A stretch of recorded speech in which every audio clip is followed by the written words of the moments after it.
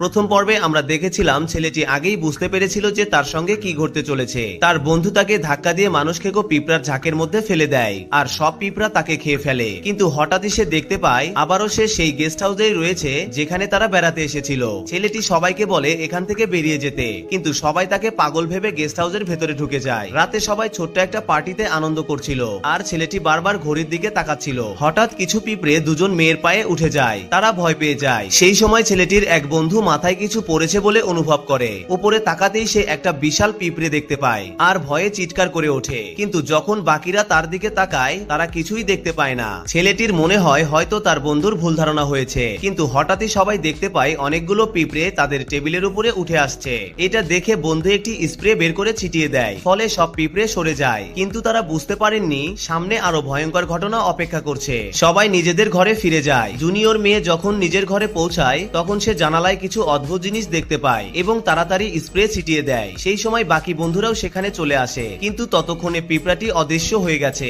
মেয়েটি যখন বলে যে সে একটা বিশাল পিঁপড়া দেখেছে তখন কেউ তার কথা বিশ্বাস করে না। এক মেয়ে মজা করে বলে, বাইরে তো একটা মশাও নেই আর তুমি নাকি বিশাল পিঁপড়ে দেখেছো। সবাই তাকে পাগল বলে হাসাহাসি করে, কিন্তু ছেলেটি একাই তার কথা বিশ্বাস করে। এরপর আবার সবাই নিজ নিজ ঘরে ফিরে যায়। সকালে ব্রেকফাস্টের সময় বন্ধু আর তার গার্লফ্রেন্ড আসতেই দেখা যায় গার্লফ্রেন্ডের শরীরে আর হাতে লাল দাগ উঠেছে, কিন্তু তারা সেটাও হেসে উড়িয়ে দেয়। বন্ধু আর গার্লফ্রেন্ড মজা করছিল আর সেই সময় ছেলেটি সবাইকে বাঁচানোর প্রস্তুতি নিচ্ছিল। হঠাৎ জুনিয়র মেয়ে দৌড়ে এসে তার পাশে দাঁড়ায় এবং তাকে সাহায্য করতে চায়, কিন্তু ঠিক তখনই ছেলেটির মনে হয় কিছুক্ষণের মধ্যেই সবাই দৌড়ে একটা নির্জন জায়গায় পৌঁছাবে। আর সত্যিই তাই হয়। সবাই দৌড়ে সেখানে যায় এবং হঠাৎই পিঁপড়েদের বিশাল এক ঝাঁক তাদের আক্রমণ করে। জুনিয়র মেয়ে ছেলেটিকে বাঁচানোর জন্য ধাক্কা দিয়ে সরিয়ে দেয়, কিন্তু নিজেই পিঁপড়ার ঝাঁকের মধ্যে পড়ে যায়। ভয়ে সবাই চিৎকার করতে থাকে আর ঠিক সেই মুহূর্তেই ছেলেটি আবার ফিরে আসে, সেই সময় যখন জুনিয়র মেয়েটি দৌড়ে এসে তার পাশে দাঁড়িয়েছিল।